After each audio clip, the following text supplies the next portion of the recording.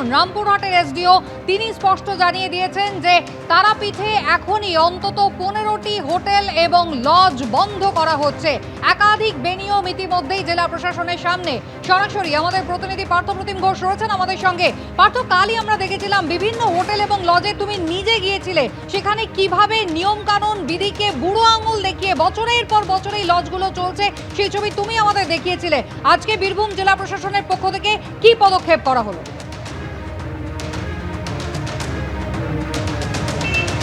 দেখো, একেবারে বিভিন্ন জায়গা থেকে রাজ্যের বাইরে থেকে পুণ্যার্থীরা আসেন, সারা বছর তারাপীঠ মন্দিরে আসে। কার্য তাদের জীবন নিয়ে একেবারে ছিনিমিনি খেলার মতো পরিস্থিতি কিন্তু। এবং সেক্ষেত্রে একেবারে গতকালকে যে ছবি আমরা দেখেছিলাম যে বিদেশিনী হোটেলে আগুন লাগলো, কিন্তু আশেপাশের যে হোটেলগুলো কি অবস্থা। জেলা প্রশাসনের তরফ থেকে কিন্তু কড়া পদক্ষেপ গ্রহণ করা হয়েছে এবং তারা ইতিমধ্যে যে সিদ্ধান্তের কথা জানিয়েছেন যে তারাপীঠে এখনো পর্যন্ত তাদের কাছে যা হিসেব প্রায় 400-র ওপরে হোটেল লজ রয়েছে এবং এই 400-র ওপরে হোটেল লজের মধ্যে 15টা হোটেল আজকেই বন্ধের সিদ্ধান্ত নেওয়া হয়েছে এবং এই 15টা হোটেলে একেবারে তালা ঝুলিয়ে দেওয়া হবে এবং সেই 15টা হোটেল তারাপীঠে যে হোটেলের তালিকা ইতিমধ্যে জেলা প্রশাসন তৈরি করেছে। কারণ তারা বলছেন যে তারাও অনেক আগেই তারা এই সমস্ত হোটেলগুলোতে তারা নোটিশ দিয়েছিল। সেই নোটিশে কোনো হোটেলে দেখা যাচ্ছে ফায়ার লাইসেন্স নেই, কোনো হোটেলে দেখা যাচ্ছে যে কোনো রকমভাবে যে সেখানে পলিউশন লাইসেন্স বা আরও একাধিক লাইসেন্স রয়েছে, সেই লাইসেন্স নেই। সেই 15টা হোটেল আজকের মধ্যেই সেই হোটেলে তালা ঝোলানো হবে। সেই হোটেলগুলো কি সেই হোটেলগুলো সবকটা তারাপীঠের হোটেল, যার তালিকা ইতিমধ্যে প্রকাশ করা হয়েছে। আদর্শ হোটেল, নকুলচন্দ্র লজ, শৈলেন ভবন, গীতশ্রী গেস্ট হাউস, এছাড়া হরে কৃষ্ণ ভবন, গিরিধারী ভবন, বীরভূম লজ, ভোলানাথ ভবন, hotel Dev, Ananda Bhavan, Swastik Nibas hotel and lodge, Tripti lodge, Sandip lodge, Keshari lodge এবং দত্ত ভবন। এই যে 15টা হোটেল এবং লজের তালিকা তোমায় বললাম, এই হোটেলগুলোকে আজকের মধ্যেই তাদেরকে তালা ঝুলিয়ে দেওয়া হবে হোটেলগুলোকে। সেই সিদ্ধান্তের কথা কিন্তু জেলা প্রশাসনের তরফ থেকে ইতিমধ্যে সিদ্ধান্ত গ্রহণ করে জানানো হয়েছে। 5টা টিমের ফরমেশন করছি। এই 5টা টিমের মধ্যে আমাদের ফায়ারের লোক থাকবে, ইলেকট্রিসিটির লোক থাকবে, পিডব্লিউডি সিভিল, পিডব্লিউডি ইলেকট্রিক্যালের লোক থাকবে, আর এসডিপিও থেকে পুলিশেরও লোক থাকবে। এরা প্রত্যেক হোটেলে গিয়ে এরা জয়েন্ট ইন্সপেকশন করবে। ডিসিশন নেওয়া হয়েছে। এর আগেও আমরা অনেকটা হোটেলকে নোটিশও করেছিলাম, কিন্তু তাদের কাছ থেকে সেরকম আমরা রেসপন্সটা পাচ্ছিলাম না। কিন্তু যেহেতু এত বড় ইনসিডেন্ট কালকে ঘটেছে তারাপীঠে, আমরা আজকে আরও 15 হোটেলস আছে যাদেরকে আমরা ক্লোজার নোটিশ পাঠাচ্ছি। তাদেরকে ইমিডিয়েটলি ক্লোজ করা হবে। এরা যে হোটেলস এখন পর্যন্ত কাজ করছিলেন তাদের কাছে কিছুটা ডেফিসিয়েন্সিস পাওয়া গেছে, মানে ধরুন কি পলিউশনের সার্টিফিকেট নেই, ফায়ারের তাদের কাছে সার্টিফিকেট নেই, ইলেকট্রিসিটির কমপ্লায়েন্স নেই। এদেরকে অনেকবার নোটিশ করা হয়েছে আগে, যেহেতু এরা কমপ্লায়েন্স করছে না তার জন্য আমাদেরকে এই ইনসিডেন্টের পরে এইটা স্ট্রিক্ট অ্যাকশন আজকে নিতে হচ্ছে। বুঝতেই পারছেন, রামপুরহাটের এসডিও তিনি স্পষ্ট জানিয়েছেন যে একাধিক অব্যবস্থা তারা নজরে পড়েছে তাদের এবং সেই কারণে 15টি হোটেল এবং লজ সেগুলোকে আপাতত তারাপীঠে বন্ধ রাখার সিদ্ধান্ত তারা নিচ্ছেন। আমি আবারও কথা বলবো, পার্থপ্রতিম ঘোষ রয়েছেন আমাদের সঙ্গে সরাসরি। পার্থ, একদিকে যেমন অনিয়মের বিরুদ্ধে ব্যবস্থা নিচ্ছে জেলা প্রশাসন, তার পাশাপাশি গতকাল যে ভয়াবহ ঘটনা ঘটে গিয়েছে তার তদন্তের জন্য কি ব্যবস্থা এখন অবধি হয়েছে?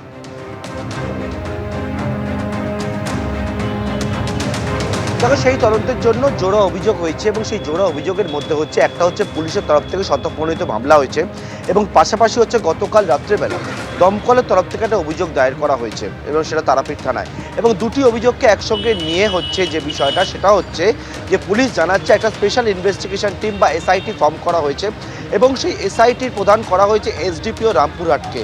তার নেতৃত্বে একটা টিম, সেই টিম এই যে আগুন কেন লাগলো বা কি কার গাফিলতি সেই বিষয়ে তদন্ত হচ্ছে এবং সেই জায়গায় দমকল যে অভিযোগ জানিয়েছে সেটা কোন জায়গায় বলবো অবশ্যই। তার পাশাপাশি পুলিশের যে এফআইআর সেটা অনিচ্ছাকৃত খুন, এছাড়া গাফিলতি। এই ধারায় মামলা রুজু করে হোটেল মালিক হোটেল মালিক যিনি রয়েছেন সেই মালিককে এবং তার ছেলেকে, এই দুজনকে কিন্তু গ্রেপ্তার করেছে পুলিশ। পাশাপাশি দমকল যখন ফায়ার ফাইটিং করতে যায় সেই সময় তারা একাধিক জায়গায় গাফিলতি পেয়েছে। পরিষ্কার করে দমকলের তরফ থেকে যে বিষয়টা বলা হচ্ছে, তারা গিয়ে দেখেছে যে দমকলের একাধিক যে নিয়মগুলো মানার কথা বলা হলো, তারা যখন অডিট করেছিল সেই অডিটের কথা সময় দেখানো হচ্ছিল যে এই হোটেলে দুটি গেট রয়েছে খুব ভালোভাবে, একটা হচ্ছে যে সামনের দিকের গেট, একটা হচ্ছে ফায়ার এক্সিট গেট। কিন্তু বাস্তব ছবিটা কী ছিল, তারা গিয়ে দেখেন যে সেটা হচ্ছে দরজাগুলো সবকটা প্রতিটা ফ্লোর লক করা ছিল। তারা গিয়ে দেখেন যে ছাদে যে দরজা, সেই দরজা লক করা অবস্থায় রয়েছে, কাঠের দরজা রয়েছে।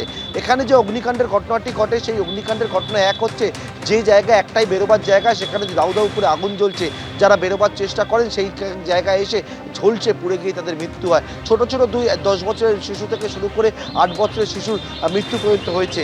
এবং এই যে জায়গায় নজরের মৃত্যুর ঘটনা, সেই ঘটনার পর যারা সেই সময় ভেতরে উপস্থিত ছিল অনেকে, তারা হচ্ছে নিজেদের প্রাণ বাঁচানোর জন্য দরজা লক করে তারা ভেতরে থাকেন, কেউ বাথরুমের দরজা লক করে দেন, ফলে চারিদিক থেকে তারা বন্ধ করে রাখেন যে ধোঁয়াটা বেরোবার মতো কোনো জায়গা ছিল না।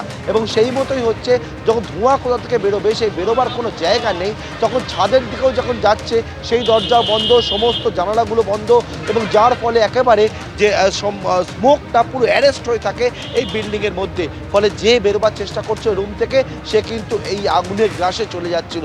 নির্মম পরিণতি তাদের হয়, এবং যে পরিস্থিতি হয় একেবারে কার্যত মৃত্যু ফাঁদ তৈরি করে রাখা হয়েছিল ওই জায়গাতে।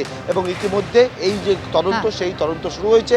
অন্যদিকে সমস্ত হোটেলগুলোতে যে স্পেশাল অডিট টিম, তারা হচ্ছে ভিজিট করবে এবং সমস্ত হোটেলগুলোতে ফায়ার অ্যালার্ম এবং স্মোক অ্যালার্ম, সেই অ্যালার্ম অবিলম্বে লাগাতে হবে, সেই নির্দেশগুলো দেওয়া হচ্ছে জেলা প্রশাসনের তরফ থেকে। তারাপীঠে গত 15 বছরে যেভাবে অনিয়ন্ত্রিতভাবে নির্মাণ হয়েছে, হোটেল তৈরি হয়েছে, এবং ওই হোটেলগুলোকে পরিচালনার ক্ষেত্রে তার ফায়ার লাইসেন্স, তার নির্মাণ লাইসেন্স ইত্যাদির ক্ষেত্রে যা যা শিথিলতা আছে, সেগুলো মাননীয় মুখ্যমন্ত্রী নির্দেশ দিয়েছেন জেলা শাসক এবং পিআরডিএ প্রশাসনকে দেখার জন্য। এবং ঘটনা তো দেখেছেন যে ওখানে স্থানীয় পুলিশ ঝাঁপিয়ে না পড়লে প্রাণহানির সংখ্যা আরও বাড়তে পারত। পুলিশের রেসপন্স টাইম খুব কম ছিল, খুব দ্রুত তারা পৌঁছে গিয়ে অনেককে রেস্কিউ করতে ফেলেছে। কারণ যে ধরনের ওই হোটেলটি যদি দেখেন, যেভাবে তৈরি হয়েছে, এবং দেখলেই বোঝা যাচ্ছে বেআইনি নির্মাণ।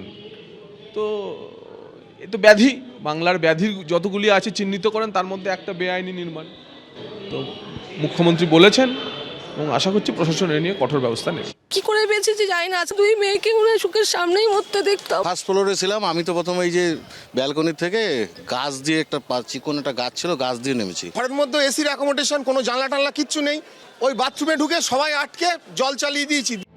ভয়াবহ আগুনের গ্রাস থেকে বাঁচতে কেউ বাথরুমে ঢুকে জলের কল খুলে দিয়েছিলেন, কেউ বা প্রাণের ঝুঁকি নিয়ে গাছ বেয়ে নিচে নেমে আসেন, কেউ বা ঝাঁপ দিয়েছিলেন পুকুরে। আমরা কোনো সাউন্ড শুনতে পাইনি, অনেক আতঙ্ক হয়েছে আমাদের, এখনো আতঙ্ক হয়ে আছে আমাদের, শুধু ভিতরটা কাঁপছে। রিসেপশন রয়েছে একতলা, আমি যে জায়গায় দাঁড়িয়ে রয়েছি এই বাদিকে একতলায়, সেখানে হচ্ছে ফল সিলিং রয়েছে এক, এবং দ্বিতীয় হচ্ছে সেখানে হচ্ছে যে রিসেপশনের জায়গাটি রয়েছে সেটাতে পুরো হচ্ছে আগুনের লেলিয়ান শিখা দাউ দাউ করে আগুন জ্বলছে। অর্থাৎ যে বেরোবার যে রাস্তা, এই যে জায়গায় কোলাপসিবলের গেট লাগানো রয়েছে, এই বেরোবার রাস্তায় হচ্ছে আগুনটা রয়েছে। স্প্রেড হয়ে একেবারে প্রথমে সিঁড়ির দিক দিয়ে যে কাঠের অংশ ছিল, সেখান থেকে হচ্ছে ওপর দিকে আগুনটা উঠতে শুরু করে। কিছু বাজেনি, ধোঁয়া উঠছিল, আমরা তো রাত্রে ঘুমাচ্ছিলাম, এদিকে বন্ধই ছিল। দমকল এসে ভাঙে নাকি? হ্যাঁ, দমকলের পুলিশ কর্মীরাই এসে ভেঙেছে। লজের যে অপারেটর যে ছিলেন মালিক, ওনাকে আমরা ডিটেইন করেছি। আমরা পুরো স্ট্রিক্ট লফুল অ্যাকশন নেব। এবিপি আনন্দ, এগিয়ে থাকে, এগিয়ে রাখে।